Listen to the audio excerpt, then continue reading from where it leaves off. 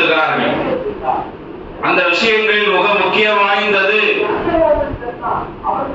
அல்லாஹ்வுடைய தூதர்கள் சொல்கிறார்கள், உலகத்திலேயே வார்த்தை என்று இருந்தால் அந்த வார்த்தை அல்லாஹ்வுடைய வார்த்தை தான் என்று சொல்லி காட்டுகிறார்கள். உலகத்திலேயே சிறந்த ஒரு வார்த்தை இருக்கிறது என்று சொன்னால் அது அல்லாஹ்வுடைய வார்த்தை தான். அப்ப அல்லாஹ்வுடைய வார்த்தை எந்த அளவுக்கு முக்கியம் வாய்ந்தது என்பதை நாம் பழகி வைத்துக் கொள்ள வேண்டும். அல்லாஹ்வுடைய வார்த்தைக்கு இன்றைக்கு நாம் எப்படி முக்கியத்துவம் கொடுக்கிறோம், எவ்வளவு முக்கியத்துவத்தை அறிந்து வைத்திருக்கிறோம். இந்த ஜும்மாவுடைய தலைப்பு என்னவென்று சொன்னால் அல்லாஹ்வுடைய பண்புகள் என்ற ஒரு தலைப்பு. அல்லாஹ்வுக்கு மனிதனுக்குன்னு சில பண்புகள் இருக்கிறது. மனுஷன் சிரிப்பான், மனுஷன் அழுகுவான், மனிதன் கோபப்படுவான், மனிதன் சங்கடப்படுவான். ஒவ்வொரு நிலைக்கும் காலத்தை கேட்பதை போல மனிதன் மாறுகிறான். ஆனா அல்லாஹ் எப்படிப்பட்டவன்? ஒரு மாற்றுவாத அன்பர் நம்மிடத்தில் வராரு, அல்லாஹ்வை பற்றி கேட்கிறார். ஒரு மாற்றுவாத சகோதரர் வராரு, அல்லாஹ்னு சொல்றீங்களே, எங்க இருக்கிறார் அவரு அப்படின்னு கேட்டா நாம எங்க சொல்லுவோம்? அல்லாஹ் இருக்கிறானுங்க, ஆனா இங்க இல்லைங்க. பள்ளிவாசல்ல வந்து சுத்தி முத்தி பார்த்துட்டு அவர் சொல்வார், செவதான இருக்குது, அல்லாஹ் இல்லையே. அந்த அல்லாஹ் எப்படிப்பட்டவன் என்பதை முதல்ல நாம தெரிந்து கொள்ள வேண்டும். நாம் தெரிந்து கொள்ளாதான் அடுத்த சகோதரர்களுக்கு இந்த போதனையை சொல்வதற்கு வாய்ப்பாக அமையும். அல்லாஹ்வை பற்றி நாம் என்ன அறிந்து இருக்கிறோம்? அல்லாஹ் எங்கோடு இருக்கிறான், அல்லாஹ் நம்மளை பார்த்து கொண்டிருக்கிறான், நம்மளை கண்காணித்துக் கொண்டிருக்கிறான். அவன் எல்லாத்தையும் பேசக்கூடிய எல்லா ஆற்றலையும் அறியக்கூடியவராக இருக்கிறான். இந்த விஷயம் எல்லாம் நமக்கு தெரியும். ஆனா அல்லாஹ்வுடைய பண்புகளை பற்றி பேசினால் இந்த ஜும்மா அல்ல, பல ஜும்மாக்கள் கடந்து போய்விடும். அல்லாஹ்வுக்கு அப்படிப்பட்ட சில பண்புகள் இருக்கிறது. அல்லாஹ் குர்ஆனிலே சொல்லுகிறான். எந்த அளவுக்கு என்று சொன்னால் அல்லாஹ்வுடைய தூதருடைய காலத்தில் வாழ்ந்த ஒரு வாழ்வதற்கு முன்பாக நடந்த ஒரு வரலாற்று சம்பவத்தை ரசூல் ஸல்லல்லாஹு அலைஹி வஸல்லம் அவர்கள் சொல்லி காட்டுகிறார்கள். அல்லாஹ்வுக்கு சில பண்புகள் இருக்கிறது. அந்த பண்புகளிலே மிக உயர்ந்த பண்பு என்னன்னா அல்லாஹ்வுடைய கருணை தான். அல்லாஹ்வுடைய கருணையை விட இந்த உலகத்தில் பெரிய விஷயமே கிடையாது. அல்லாஹ்வுடைய கோபம் என்பது வேற, அது அல்லாஹ்வுடைய கருணை என்பது வேற. இந்த கருணையை பற்றி சொல்லும் பொழுது ஏற்கனவே கேட்ட நபிமொழியாக இருந்தாலும் நினைவுபடுத்துவதற்காக சொல்லுகிறேன். அல்லாஹ் தஆலா இந்த உலகத்திலே முதலாக படைத்து முதலாக அல்லாஹ் தஆலா படைக்கக்கூடிய ஒரு பொருள் என்று சொன்னால் அது பேனா தான். அந்த பேனாவை அல்லாஹ் தஆலா படைத்த பிறகு அந்த பேனா கேட்கிறது அல்லாஹ்விடத்திலே, யா அல்லாஹ் என்ன எழுதணும்? நான் உலகத்திலே முதல்ல படைச்சது அல்லாஹ் என்ன செய்யறான்? இன்னைக்கு படைப்புகளை பற்றி தான் பார்க்க போகிறோம். அல்லாஹ்வுடைய வேற பண்புகள் எல்லாம் பார்க்க போறதில்லை. அல்லாஹ்வுடைய படைப்புகளை பற்றி அறிந்து கொண்டால்தான் அந்த ரப்பல் ஆலமீன் எப்படிப்பட்டவன் என்பதை நாம் முதலில் விளங்க வேண்டும். அல்லாஹ் குர்ஆனிலே சொல்லுகிறான், பேனாவை படைத்துவிட்டு பேனா கேட்கிறது அல்லாஹ்விடத்திலே, யல்ல நான் என்ன எழுதணும்னு கேட்கிறார். அல்லாஹ் சொல்றான், நான் என்னென்னலாம் நினைக்கிறேன் அதெல்லாம் எழுது, நான் நாடியதெல்லாம் எழுது அப்படின்னு அல்லாஹ் சொல்லுகிறார். சொன்ன உடனே பேனா எழுதி கொண்டே வருகிறது. அல்லாஹ் சொல்லுகிறான் மனிதர்கள்கிட்ட அல்லாஹ் எப்படி சொல்லுகிறேன்? நம்ம கிட்ட மனிதர்களிடத்துல நான் எப்படி தெரியுமா நடந்து கொள்ளணும்? என் கோபத்தை விட என்னுடைய ரஹமத்துடைய பார்வை அதிகமா இருக்கணும். யாரிடத்துல? நம்மிடத்துல. இந்த மனித சமூகத்திடத்துல கோபத்தை விட கருணையாக நடந்து கொள்ள வேண்டும் என்று அல்லாஹ் தஆலா இந்த மனித சமூகத்திற்கு சொல்லி காட்டுகிறான். ஏன் அல்லாஹ் சொல்லணும்? ஏன் ரசூல் ஸல்லல்லாஹு அலைஹி வஸல்லம் சொல்லணும்? அல்லாஹ்விற்கு என்ற கருணையில சில பண்புகள் இருக்கிறது. மனித சமூகத்தை நரகத்தில் எரிவது அல்லாஹ்வை வெறுக்குகிறான். அல்லாஹ்வை படைச்சிட்டான். அல்லாஹ்விற்கு மாற்றமாக இந்த உலகத்தில் வாழ்கிறோம். அல்லாஹ்வுடைய வசனத்துக்கு மாற்றமாக நடக்கிறோம். தூதருடைய போதனைக்கு மாற்றமாக நடக்கிறோம். இப்படி நடக்கக்கூடிய நம்மை பார்த்து அல்லாஹ் சொல்கிறான், மனிதர்களை நான் நரகத்தில் போடுவதற்கு நான் வெறுக்குகிறேன் என்று அல்லாஹ்வுடைய கருணையினுடைய பட்டியல் சொல்லப்படுகிறது. அப்ப அல்லாஹ் அவ்வளவு கருணையாளன். அப்ப அந்த கருணையாளன் இந்த உலகத்தை அல்லாஹ் தஆலா எப்படி படைத்திருப்பான், நம்மை எப்படி படைச்சிருப்பான், அந்த இறைவனுடைய படைப்புகள் என்ன என்பதை நாம் இந்த ஜும்மாவில் விளங்கிக் கொள்வதற்காகத்தான். இறைவனுடைய பண்புகள்ல ஒரு பண்பு அல்லாஹ்வுடைய படைப்பு தான் ஒரு பண்பு. அந்த பண்பு எப்படிப்பட்ட பண்பு என்பதை, படைப்புகளை அல்லாஹ் தஆலா இந்த உலகத்தில் எப்படி படைத்திருக்கிறான் என்பதை அறிந்து கொள்வதற்காகத்தான் இந்த தலைப்பை தேர்வு செய்திருக்கிறோம். இந்த தலைப்பை சொல்வதற்கு காரணம் என்னன்னா, முதல்ல நாம் அல்லாஹ்வை தெரிஞ்சிருக்கோம், அல்லாஹ்வை புரிந்து கொள்ள வேண்டும். ஒரு மனிதனை பற்றி அறிந்து கொள்வதற்கு என்னென்னமோ முயற்சி செய்வோம். அவனோட பேசுவோம், அவனோட பழகுவோம், அவனோட சிரிப்போம், அவனோட பயணத்தில் ஏற்படுத்துவோம், என்னென்ன விஷயங்கள் ஏற்படுத்துவோம். ஆனா அல்லாஹ்விடத்தில் நெருங்குவதற்கு என்ன முயற்சி செய்திருக்கிறோம், அவனுடைய ரஹமத்துடைய பார்வை நன்மீது விழுவதற்கு என்ன அடிப்படையாக செய்திருக்கிறோம் என்பதை நாம் சிந்தித்து பார்க்க வேண்டும். அல்லாஹ் தஆலா தன்னுடைய திருமறையிலே சொல்கிறான், படைப்புகளை சொல்கிறான். நான் எப்படிப்பட்ட படைப்பாளன், நீ படைக்கிற படைப்புவாரி அல்ல, நீ உருவாக்குற படைப்புவாரி அல்ல, நீ உருவாக்கிய படைப்புகளுக்கு ஏதாவது சாதனம் தேவை, நாம் படைக்கிறதுக்கு எதுவுமே தேவையில்லை என்பதை அல்லாஹ் தஆலா எல்லா வசனத்திலும் பாருங்கள் அடுக்கடுக்காக சொல்கிறார்.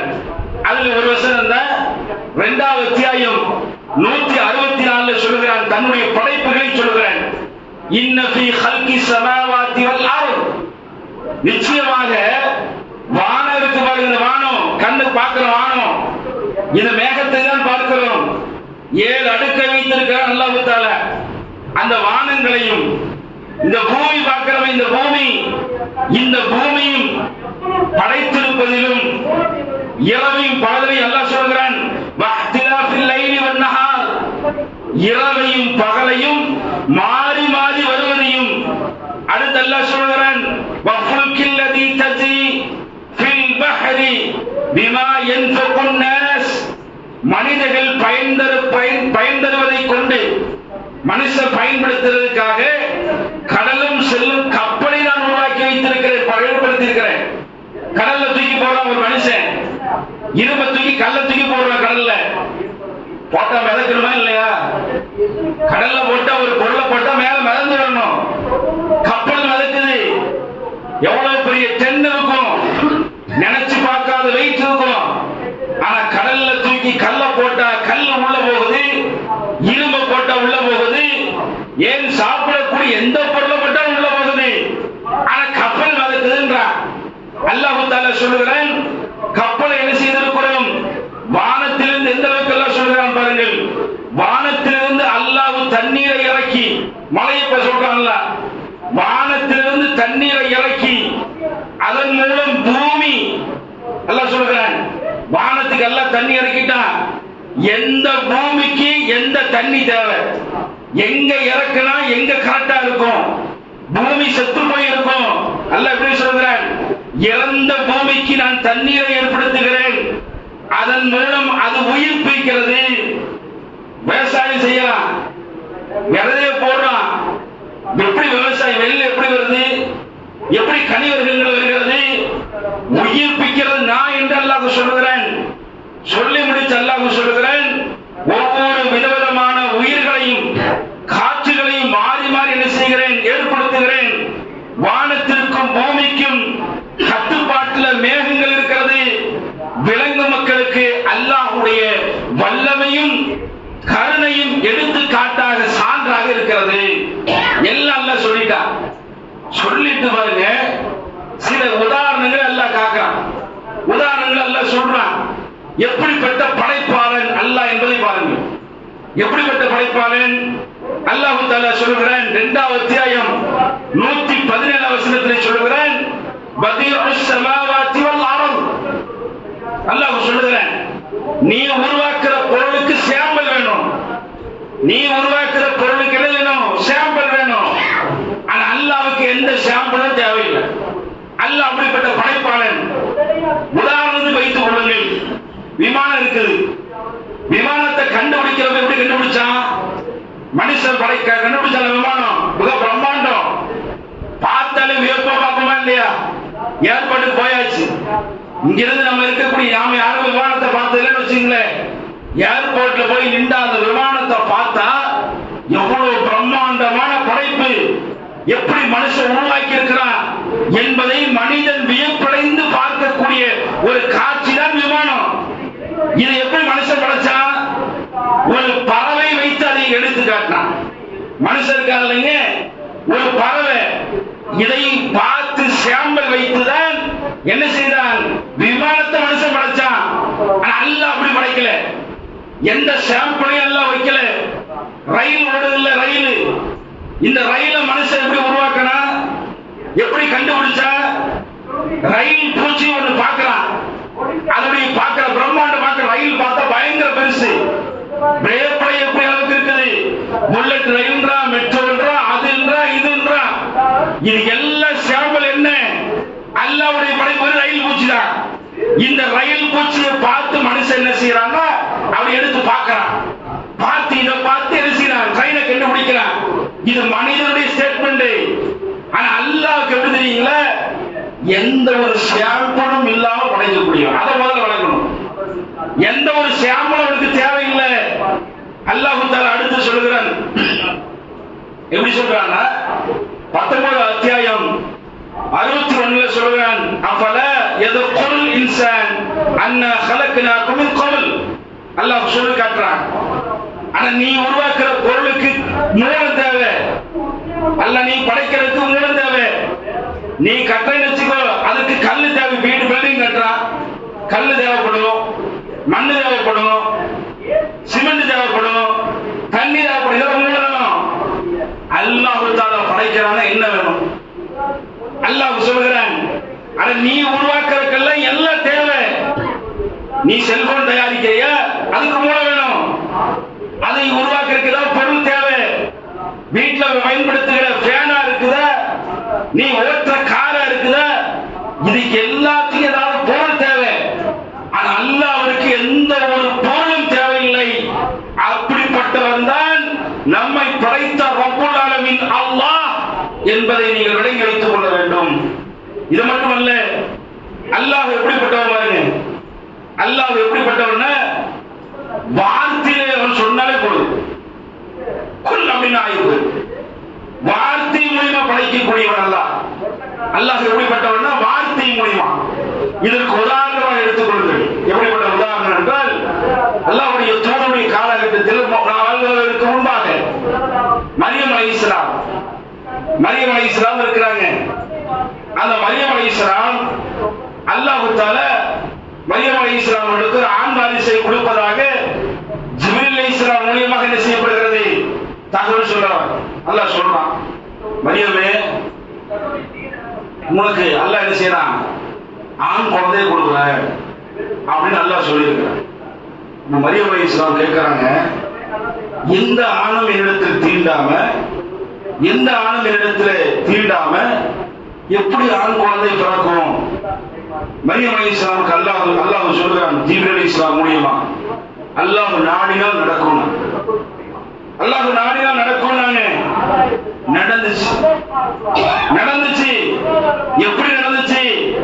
மரியம் அலைஹிஸ்ஸலாம் அவர்கள் எந்த ஆணும் தீண்டிடாமல், எந்த ஆணும் பார்க்காமல் அவர்களுக்கு ஈசா அலைஹிஸ்ஸலாம் என்ற ஒரு பையன் பிறக்கிறாங்க. அந்த பையன் பிறந்த உடனே அல்லாஹ் பேச வைக்கிறார். எந்த குழந்தையாவது பிறந்தா பேசுமா? சாத்தியம் இருக்க. ஆனா அல்லாஹ் தஆலா நாடினால் பேச வச்சிருவான். எந்த பொருளையும் ஆற்றல் உள்ளவன் அவன். அப்படிப்பட்ட அல்லாஹ் தஆலா சொல்லி காட்டுகிறான், நான் வார்த்தையால படைக்கிறவன், செயலால கையில உருவாக்குறவன் தான். ஆனா நான் நினைச்சேன்னா வார்த்தையால் என்ன செய்ய முடியும், என்னால் படைக்க முடியும் என்று அல்லாஹ் தஆலா சொல்லி காட்டுகிறான். சரி, அல்லாஹ் தஆலா படைக்கிற நேரம் எவ்வளவு, படைக்கிற நேரம் எவ்வளவு, எப்படி அல்லாஹ் தஆலா சொல்லுகிறான்? மனுஷரை படைச்சிருவாங்க இல்லையா? எப்படி அல்லாஹ் படைச்சிருப்பான்? எப்படி சாத்தியம்? இதுக்கு எவ்வளவு நேரம் படைச்சிருக்கோம்? ஒரு கேள்வி இருக்குமா இல்லையா? ஆனால் அல்லாஹ் தஆலா இதையும் சொல்லுகிறான். அல்லாஹ் தஆலா எப்படி சொல்லி காட்டுறான்னா, வானத்தையும் பூமியும் 6 நாள் அல்லாஹ் படைச்சிருக்கிறான். படைக்கக்கூடிய ரஹ்மான் எப்படி படைச்சிருக்கிறான்? வானத்தை வானத்தையும் பூமியும் 6 நாள்ல படைத்திருக்கிறார் என்று அல்லாஹ் தஆலா குர்ஆன்ல சொல்கிறார். 6 நாள்ல எப்படி படைச்சா? அல்லாஹ் நினைச்சா முடிஞ்சிடும், வானம் உருவாகிடும். ஆனா 6 நாள் பிடிக்கிறதுக்கு அந்த அளவுக்கு எவ்வளவு காலத்தேவா? நிதானமாக இந்த பூமியையும் வானத்தையும் அல்லாஹ் தஆலா படைத்திருக்கிறான், முழுமையாக படைத்திருக்கிறான். எந்த அளவுக்கு என்று சொன்னால் அல்லாஹ் தஆலா இந்த பூமியையும் இந்த வானத்தையும் நிதானத்தோடு நான் படைத்திருக்கிறேன், ஆனால் நான் ஆகுன்னு சொல்ல ஆயிடும். அப்படிப்பட்ட ஆற்றலுடையவன் என்று அல்லாஹ் தஆலா சொல்கிறான். உண்மையான பண்பை பாருங்க, அல்லாஹ்வுக்கு உண்மையை படைக்கக்கூடிய தன்மை அல்லாஹ்விடத்தில் இருக்கிறது. எப்படி எல்லாம் சொல்றான் பாருங்க அல்லாஹ். எந்த அளவுக்கு என்று சொன்னால் அல்லாஹ் தஆலா எப்படி எல்லாம் அல்லாஹ் படைக்கிறான் பாருங்க. மனுஷன் எண்ணிக்கை பாத்தீங்கன்னா நமக்கு தெரியாது, எண்ணிக்கை நமக்கு தெரியாது. ஆனால் அல்லாஹ்வுக்கு எண்ணிக்கை என்பது எல்லாமே தெரிந்திருக்கும். படைக்கக்கூடிய ரஹ்மான் எல்லாத்தையும் அறிந்து வைத்திருப்பான். உதாரணம் எடுத்துங்க, மனுஷன் எவ்வளவு நம்ம காலம் பண்ண முடியுமா? ஆதம் அலைஹிஸ்ஸலாமில் இருந்து உலகம் அழியக்கூடிய காலம் வரைக்கும் மனுஷன் எவ்வளவு தோன்றுவான் அப்படின்னு நமக்கு தெரியாது. ஆனா அல்லாஹ்வுக்கு தெரியும். எத்தனை பேரை உருவாக போறான், எவ்வளவு எண்ணிக்கை இருக்கிறது என்று ரஹ்மானுக்கு தெரியும், மலக்குக்கு இல்லைங்க. உதாரணமாக சொல்லலாம், நபிகள் நாயகம் ஸல்லல்லாஹு அலைஹி வஸல்லம் சொல்லி காட்டுறாங்க. மறுமையில ஒரு பள்ளிவாசல் இருக்கும். அந்த பள்ளிவாசல் என்பது மனிதர்கள் தொழக்கூடிய பள்ளிவாசல் அல்லது மனுஷன் யாருமே தொழ முடியாது. அந்த பள்ளிவாசல் பிரத்யேகமான ஒரு பள்ளிவாசல். அந்த பள்ளிவாசல்ல யார் தொழுவா? அல்லாஹ்வுடைய வானவர்கள் தொழுவார்கள். அல்லாஹ்வுடைய வானவர்கள். அந்த வானவர்கள் பள்ளிவாசல்ல போய் தொழுறாங்கன்னு வச்சுங்க. எத்தனை பேர் தொழுவாங்க? மலக்குமாருடைய பண்பை சொல்கிறார்கள் இமாம்கள். ஒருத்தர் எவ்வளவு தோட்டத்தோடு பார்த்தீங்களா? வானவருடைய தலைவர், மலக்குடைய தலைவர் ஜிப்ரீல் 600 இறக்கைகளோடு உள்ளவர். 600 இறக்கை இருக்கும். மிக பிரம்மாண்டமாக இருப்பார். ரசூல் ஸல்லல்லாஹு அலைஹி வஸல்லம் சொல்லி இருக்கிறார்கள், ரஹீகுல் மக்தூம் என்ற கிதாபிலே பதிவு செய்யப்பட்டிருக்கிறது. நான் ஜிப்ரீலை முழு தோற்றத்தை பார்த்திருக்கிறேன். வானத்திற்கும் பூமிக்கும் இருப்பார்கள் மலக்குமார். அல்லாஹ் தஆலா இன்னும் சில மலக்குமார்களை சொல்கிறார், வஸ்ஸுலாஸ வர்ருபாஅ, 3 இறக்கைகளாக 4 இறக்கைகளாக மலக்குகளை எல்லாம் வைத்திருக்கிறார். அந்த மலக்குமார்கள் ஒரு பள்ளிவாசல்ல தொழுவாங்க. அந்த பள்ளிவாசல்ல தொழுது முடித்து இன்னொரு கூட்டம் வந்து தொழணும் முடியாது. அவ்வளவு பிரம்மாண்டமான பள்ளிவாசல், அவ்வளவு பிரம்மாண்டம். அந்த பள்ளிவாசல்ல ரசூலுல்லாஹ் பார்க்கிறார்கள், தொழ வந்த மலக்குமார்கள் 70,000 பேர்கள். ஒரு பள்ளிவாசல் சொர்க்கத்தில் இருக்கிறது. மலக்குகள் மட்டும் தொழ முடியும். அதுல ஒரு கூட்டம் லுஹர் தொழுதுட்டு போயிடுச்சுன்னா, உதாரணத்துக்கு வச்சுங்க, சுன்னத் தொழுது, ஒரு சுன்னத்து தொழுதுட்டு போயிட்டா அந்த கூட்டம் அடுத்த உலகம் தொழ முடியாது. அப்ப எவ்வளவு மலக்குகள் எல்லாம் படைத்திருக்கிறான், எவ்வளவு மலக்குகள். மனுஷன் எடுத்துதுங்க, மனுஷனுக்கு ஒரு மனிதனுக்கு 2 மலக்கல்ல நியமிச்சிருக்கிறான். காலையில ஃபஜ்ருக்கு ஒரு மலக்கு வருவார், ஃபஜ்ர்ல டியூட்டில ஜாயின் ஆயிடுவார். நாம அந்த நேரம் தூங்கிட்டு இருந்தா, இன்னைக்கு ஆசிபாய் தூங்கிட்டு இருந்தார், பதிவு செஞ்சிருவார். அல்லாஹ் கேட்பான், இன்னைக்கு யார் என்ன செஞ்சா? ஃபஜ்ர்ல யார் தொழுதா? அல்லாஹ் இவர் தூங்கிட்டு இருந்தார், இவர் தொழுது கொண்டிருந்தார், இவர் திக்ர் செய்து கொண்டிருந்தார் என்ற பதிவேடு எங்க கொண்டு போகப்படும்? காலையில கொண்டு மலக்கு சேர்த்திடுவார். அவர் டியூட்டி காலையில முடிஞ்சிடும். அவர் காலையில வந்து மலக்கு வருவாருங்க, அவர் எழுதி வச்சிருப்பாருல்ல, இது அசர்ல கொண்டு போய் சேர்த்திடுவார் அவரு. இப்படி அன்றாடம் 2 மலக்குமார்கள் வந்து கொண்டு போய் கொண்டிருக்கிறார்கள். அது இல்லாம 2 மலக்குமார்கள் இந்த சைடு அந்த சைடு இருப்பாங்க. அவங்க பிரத்யேகமா நாம் என்னென்ன தீமைகள் எல்லாம் செய்யறோம், என்னென்ன நன்மைகள் செய்கிறோம் என்று பிரத்யேகமாக என்ன செய்வார்கள்? அவர்கள் எழுதி கொண்டிருப்பார்கள். இன்னும் சில மலக்குமார்கள், நாம் உபதேசம் கேட்டு உட்கார்ந்திருக்கிறோமே, இந்த மாதிரி உபதேசத்தை கலந்து கொள்ளக்கூடிய மலக்குமார்கள் இருப்பார்கள். இன்னும் சில மலக்குமார்கள் இருப்பார்கள். அவர்கள் எப்படிப்பட்ட இருப்பார்கள் என்றால், நல்லடியர்களுக்காக பிரார்த்தனை செய்யக்கூடிய மலக்குகள் எல்லாம் ஏற்படுத்தியிருக்கிறார். ஒரு சகோதரர் உடம்பு சரியில்லையா, அவரை நினைத்து ஒரு சகோதரர் உட்கார்ந்து பிரார்த்தனை பண்றாரு. பிரார்த்தனை பண்றோம், நமக்காக அல்லாஹ் தஆலா பிரத்யேகமா மலக்கு ஏற்படுத்தி வைப்பான். இது இல்லாம நான் நான் சொல்றது குறைவு. இது இல்லாம 2 மலக்கு நம்ம பின்னாடி அலைவார்கள். 2 பேர் பின்னாடி வந்துட்டு இருப்பாங்க. அவங்களோட டியூட்டி என்னன்னா, அல்லாஹ்வுடைய உத்தரவு எப்பொழுது வரும், எப்ப வரும், அப்ப இவருடைய உயிரை நாம் கைப்பற்ற வேண்டும் என்று மலக்குமார்கள். இவர் ஒரு மனுஷனுக்கே இவ்வளவு மலக்குன்னா, அப்ப உலக அழியக்கூடிய நாள் வரைக்கும் அல்லாஹ் தஆலா எவ்வளவு மலக்குகளை வைத்திருப்பான் என்பதை நீங்கள் சிந்தித்து பாருங்கள். அந்த எண்ணிக்கையை மனுஷன் ஒரு விஷயத்தை படிக்கிறான், ஒரு குறிப்பிட்ட காலத்துக்கு பிறகு கேட்டா தெரியாது, மறந்துடுவான். ஆனா அல்லாஹ் தஆலா நான் அவருடைய படைப்புகள்ல எத்தனை மலக்குமார்கள் என்பதை அல்லாஹ்விடத்தில் எண்ணிக்கை சரியாக இருக்கும். அல்லாஹ்வுடைய படைப்பு அந்த மாதிரி அது எல்லாம் கரெக்டா அக்யூரேட்டா வைத்திருப்பான். அடுத்து அல்லாஹ் பாருங்கள், பறவை கூட்டத்தை எடுத்துங்க. என்னென்ன பறவைகள் இருக்கிறது. சாதாரணமா பறவைய மரங்குத்தியில பறவை இருக்கிறது, மரத்தை மட்டும் குத்துவான். வாழை மரத்தை கொத்துது, மரத்தை மட்டும் கொத்துது பார்க்கிறோம். எவ்வளவு பிரம்மாண்டமான மரம். அந்த மரத்தை உள்ள குறைந்து செல்கிறதா இல்லையா? இன்னும் சில பறவைகள் இருக்கிறது, மேல பறக்குது, பறவை பறந்து பறக்கிறது. கீழே இருக்கக்கூடிய உயிரை பிடிப்பதற்கு எவ்வளவு வேகத்தில் வருகிறது. எவ்வளவு பிரம்மாண்டமான படைப்பு. அல்லாஹ் தஆலா பருந்தை கழுக வைத்திருக்கிறான். கழுக பாருங்க, எவ்வளவு பெரிய படைப்பு. வியப்படையக்கூடிய அளவிற்கு அல்லாஹ் வைத்திருக்கிறான். பார்க்கிறோமா இல்லையா? மனுஷன் வியப்படைய அளவுக்கு அல்லாஹ்வுடைய படைப்பு இருக்கா இல்லையா? மிக பிரம்மாண்டமா இருக்கிறது யானை, பார்க்கிறோம். ஆனால் தோட்டத்தை பார்த்தா நடுங்குதா இல்லையா? அதை உருவாக்குவார் எப்படிப்பட்டவனா இருப்பான். இதோடைய எண்ணிக்கை, மரங்கொத்தி பறவை எவ்வளவு இருக்கிறது என்ற எண்ணிக்கை படைத்த ரப்புல் ஆலமீன் அல்லாஹ்வுக்கு தெரியும். கண்ணுக்கே தெரியாத புலி அது எவ்வளவு இருக்கிறது என்பது அல்லாஹ்வுக்கு தெரியும். பறவைகள் எத்தனையாக அல்லாஹ் வித்தியாசமாக அல்லாஹ் படைத்திருக்கிறான்.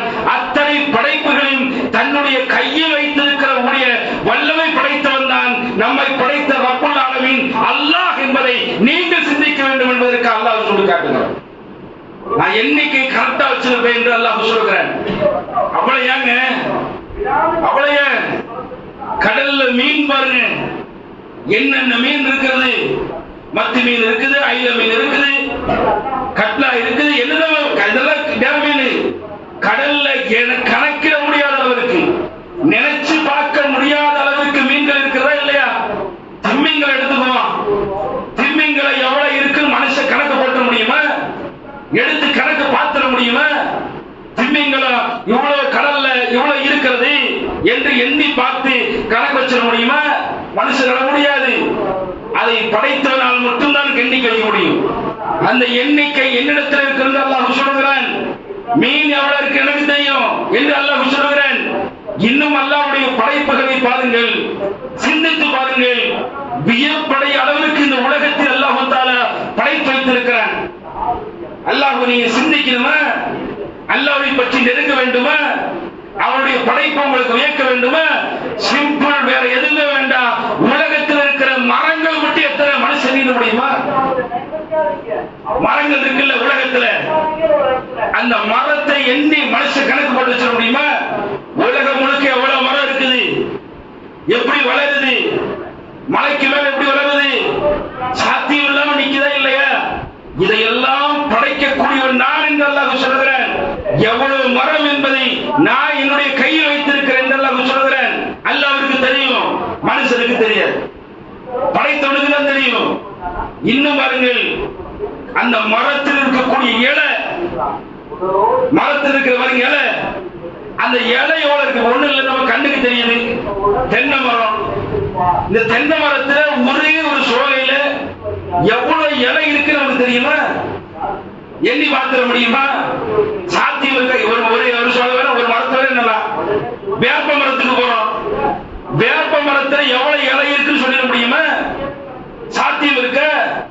ஆனா அல்லாஹ் சொல்லுவான், நம்மை படைத்த ரப்புல் ஆலமீன் சொல்லுவான், இந்த மரத்துல இவ்வளவு இலை இருக்கிறது, காட்டுல இவ்வளவு மரம், தைல மரம் இருக்குது, மிக பிரம்மாண்டமான மரம், அது எத்தனை இலை இருக்கு நம்மளால சொல்ல முடியாது.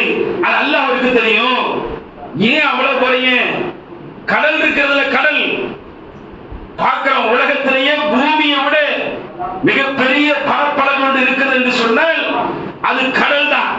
மிக பிரம்மாண்டம்.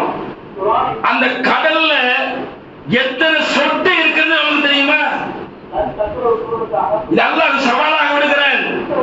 எத்தனை சொட்டு இருக்கிறது தெரியுமா? அதை கடலை படைத்த எனக்கு தெரியும் என்று அல்லாஹ் சொல்கிறான். நான் கடலை படைத்த எனக்கு தெரியும் எத்தனை சொட்டு இருக்கு. மண் இருக்குல்ல, அவளை ஏன் போறீங்க? மண் இருக்குது, கையில் எடுத்து வச்சிட்டோம். இந்த கையில் இருக்கக்கூடிய மண்ணுக்கு எவ்வளவு மண் இருக்குன்னு எண்ணி பார்த்துட முடியுமா? சாத்தியம் இருக்க. ஆனா அல்லாஹ் நினைத்தால் எல்லாம் அல்லாஹ் படைத்த ரப்புல நானா சொல்றான்.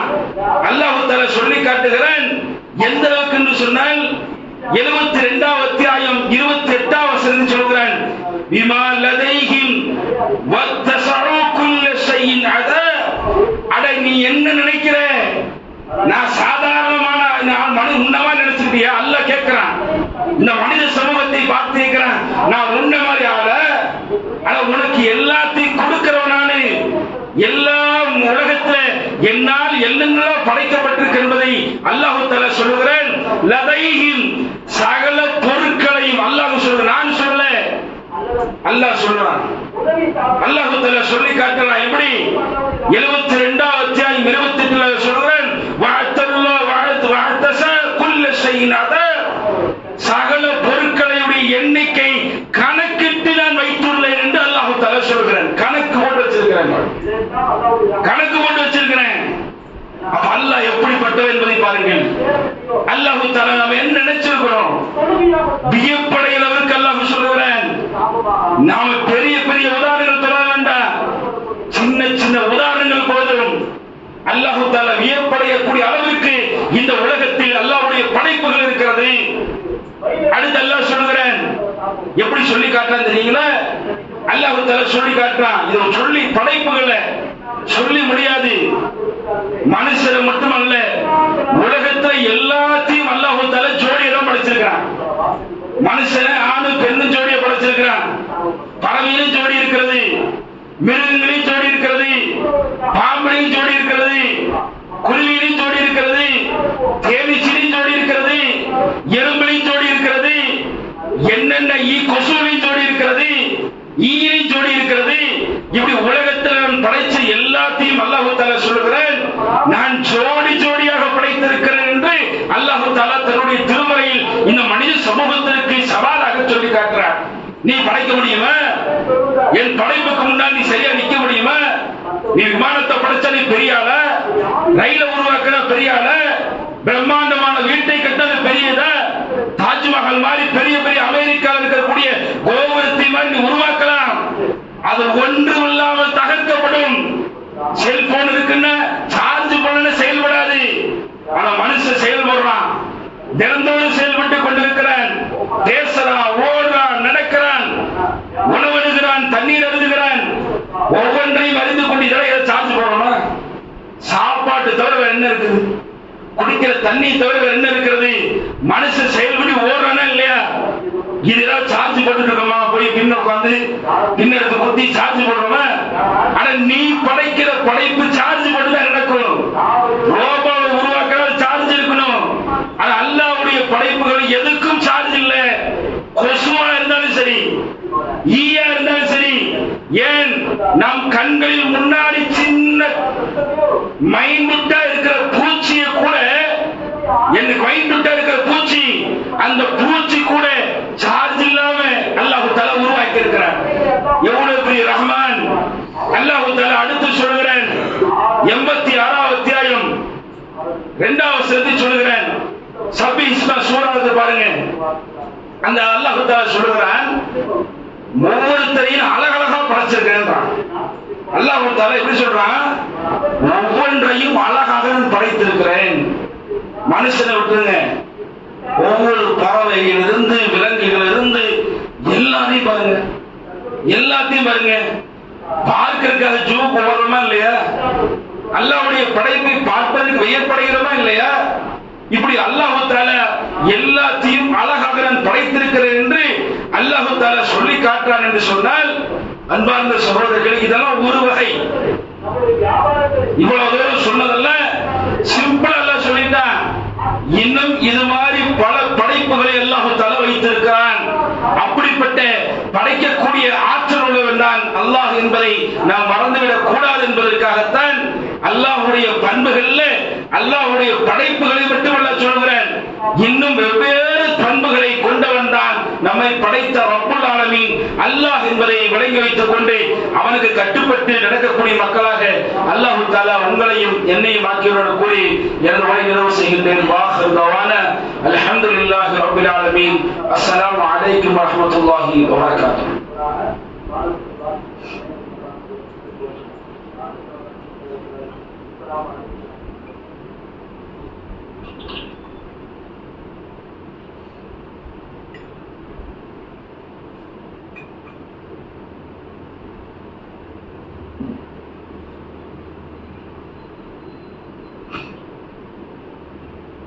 அஸ்ஸலாமு அலைக்கும் வரஹ்மத்துல்லாஹி வபரகாத்துஹு. அன்புக்குரிய சகோதரர்களே, அல்லாஹு தஆலா இந்த புனிதமிகு இந்த ஜும்மாவுடைய தினத்தில் நம்ம எல்லாம் அல்லாஹு தஆலா ஒன்று கூட செய்திருக்கார். இன்னும் சில நாட்களுக்கு பிறகு அல்லாஹ் நாடினால் ரமலானை அடைய போகிறோம். அல்லாஹ் நாடியவர்கள் அந்த ரமலானில் என்ன செய்வோம்? நன்மையான காரியங்களில் ஈடுபடும். இன்னும் சில நாட்கள் தான் இருக்கிறது. அன்பார்ந்த சகோதரர்களே, இந்த பள்ளிவாயில் என்பது அல்லாஹ்வுடைய ஆலயம், அல்லாஹ்வை வணங்குவதற்காக ஏற்படுத்தப்பட்ட ஆலயம். குறிப்பாக சொல்ல வேண்டும் என்று சொன்னால், இறையச்சத்தின் அடிப்படையில் ஒரு இறைவனை மட்டுமே வணங்க வேண்டும் என்ற சொல்கையில் குர்ஆன் சுன்னாவை மட்டும் பேணக்கூடிய ஒரு பள்ளிவாயில் என்ற அடிப்படையில் இது உருவாக்கி செயல்பட்டு வருகிறது. இந்த பள்ளிவாயிலில் நாம் கண்மூடால் பார்த்துக் கொண்டிருக்கிறோம், கட்டளை நடந்து கொண்டிருக்கிறோம். இன்னும் ரமலானுக்கு சொற்ப நாட்களே இருக்கிறது. அந்த சொற்ப நாள் வெகு நாள் அல்ல, பக்கத்தில் இருக்கு.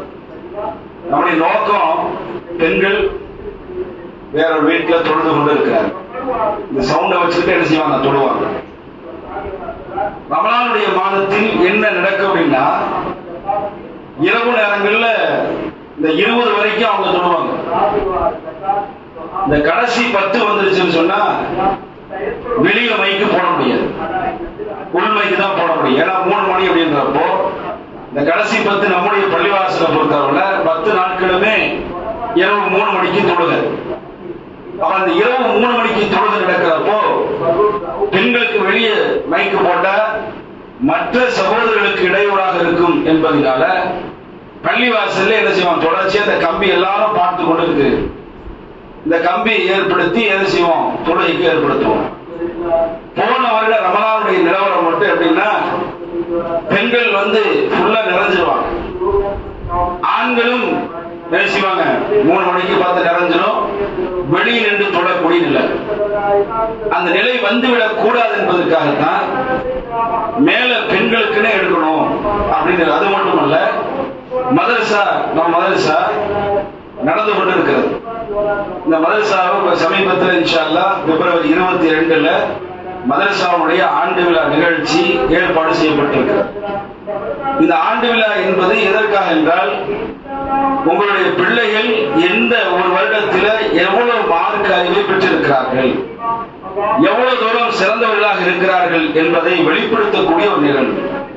அப்ப இங்க படிக்கக்கூடிய பிள்ளைகளுடைய நிலைன்னு பாத்தீங்கன்னா, ஒரு குறிப்பிட்ட வயசு பிள்ளைகள்லாம், பருவமடைந்த பிள்ளைகள்லாம் இங்கதான் படிக்கிறாங்க. அப்ப அந்த பிள்ளைகள் படிக்கிறப்போ சில பிள்ளைகளால் என்ன செய்ய முடியாது, இங்க படிக்க முடியாத சூழ்நிலை ஏற்படுது. அது நிர்வாகத்துக்கு தெரிவிச்ச உடனே நிர்வாகம் செஞ்சு மேல எடுத்துருவோம், தனியா செப்பரேட்டா என்ன செஞ்சிருவோம், கொண்டு போயிருவோம். ஒவ்வொரு வருடமும் நம்ம சொல்லிக் கொண்டே இருந்தோம், மதரசா ஒன்று ஸ்டார்ட் பண்ணணும், ஆலிம் கோர்ஸ், அதுக்கு செப்பரேட்டா இடம் வேணும். இந்த வெளியே வரக்கூடிய அசர்ல வரக்கூடிய சகோதரர்கள் கூட சில நேரம் தொழ முடியாத நிலை ஏற்படுகிறது. ஏன்னா மதரசா 5 மணிக்கு ஸ்டார்ட் ஆயிடுச்சுன்னா மகரிப் வரைக்கும் ஓடும். அப்ப அதுக்கே என்ன செய்யணும், சில சகோதரர்கள் தொழ முடியாத நிலை இருக்கிறதுனால மேல ஒரு கட்டிடத்தை ஏற்படுத்துவோம். ஏற்படுத்தினால்தான் இந்த ரமலான்ல கூட என்ன செய்வோம், போன வருடம் ரமலான்ல நோன்பு திறக்க கூட பிள்ளைகள் நோன்பு திறந்துடுவாங்க. பிள்ளைய உட்கார்ந்துருவாங்க. பிள்ளைய உட்கார்ந்து சாப்பிட்டு இருக்கும் போது எந்திரிக்க சொல்ல வேண்டிய ஒரு சூழ்நிலை இருக்கு. அந்த நிலை வரக்கூடாது என்பதற்காகத்தான் இந்த கட்டடத்தை ஏற்படுத்த வேண்டும் என்று ஏற்படுத்தி அதற்காக முயற்சி செய்து ஓடிக்கொண்டிருக்கிறோம். நீங்களும் உதவி செய்திருக்கிறீர்கள், அது மாற்று கருத்து இல்லை. ஆனால் அந்த பொருளாதாரம் என்பது பத்துமானா முடியும். நாம உங்ககிட்ட திருப்பி கேட்கல, நீங்க நிறைய செய்யக்கூடியவங்க தான். ஆனா நமக்குன்னு சில சகோதரர்கள், தெரிந்த சகோதரர்கள் வந்து இருப்பார்கள், நல்ல வசதி பெற்ற சகோதரர்களா இருப்பாங்க, நாம சொன்னா கேட்கக்கூடிய நிலையில இருப்பார்கள். அப்ப அவங்களை நீங்க என்ன செய்யணும், தொடர்பு கொண்டு இந்த பள்ளிவாசலுடைய நிலவரத்தை சொல்லி, இந்த மேல இந்த எதையெல்லாம் எதுக்காக இதெல்லாம் சொல்லுகிறோம் என்று சொன்னால் இதை நீங்க சொல்லணும். சொல்லி இந்த மாதிரி செயல்பாடுகள் நடந்து கொண்டிருக்கிறது என்பதை நீங்கள் மக்களிடத்தில் ஏற்படுத்த வேண்டும் என்பதற்காகத்தான் இந்த ஜும்மாவுடைய நாட்களில் இந்த பள்ளிவாசலை பற்றி சொல்லுகிறோம். நாமெல்லாம் இன்றைக்கு இருக்கிறோம், வாழ்ந்து கொண்டிருக்கிறோம். இந்த ரமலானுக்கு பிறகு இருப்போமா அல்லது ரமலானை கடந்துருவோமா என்பது தெரியாது. ஆனால் இந்த பள்ளி இருக்கும். நாம் மரணித்தாலும் இந்த பள்ளி எது வரைக்கும் இருக்கும்? அல்லாஹ் நாடினால் உலகம் அழியக்கூடிய நாள் வரைக்கும் இருக்கும். இந்த உலகம் அழியக்கூடிய நாள் வரைக்கும் எந்தெந்த மக்கள் யார் யாரெல்லாம் தொழுகிறார்களோ அந்த தொழக்கூடிய நன்மை எது வரைக்கும் நமக்கு சேரும்? நாம் மரணித்தாலும் மறுமை வரைக்கும் ஒரு நன்மை சேருது என்று சொன்னால் அது பள்ளிவாசல் தான். அல்லாஹ்வுக்காக அழகிய கடன் கொடுப்பவர்கள் யார் என்று அல்லாஹ் தஆலா கேட்கிறார். அந்த கடன் கொடுக்கக்கூடிய யார்? யாருக்கு? அல்லாஹ். அல்லாஹ்வுடைய ஆலயத்திற்கு நீங்க ஒரு கவரு செங்கலுக்கு கொடுத்தா அது உங்களுடைய வீட்டை பல மடங்கு செங்கலை அல்லாஹ் செய்வான், உருவாக்குவான். அப்ப அன்பார்ந்த சகோதரர்களே, நிறைய தேவைகள் இந்த பள்ளிவாசலுக்கு இருக்கிறது. தெரிந்த சகோதரர்களை வைத்து இன்ஷா அல்லாஹ் அவர்கள் மூலியமாக ஏதோ இந்த பள்ளிவாசலை கட்டுவதற்கு இன்ஷா அல்லாஹ் உங்களுடைய முயற்சிகளும் உங்களுடைய ஒத்துழைப்பும் வேண்டும் என்று கேட்டுக்கொண்டு முடித்துக் கொள்கிறோம். ربنا آتنا في الدنيا حسنة وفي الآخرة حسنة وقنا عذاب النار وآخر دعوانا الحمد لله رب العالمين. السلام عليكم ورحمة الله وبركاته.